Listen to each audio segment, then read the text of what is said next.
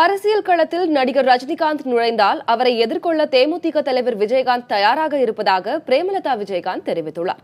இது தொடர்பாக புதிய தலைமுறையின் அக்னி பரீட்சையில் அவர் பகிர்ந்து கொண்ட கருத்துக்களை இப்போது பார்க்கலாம்.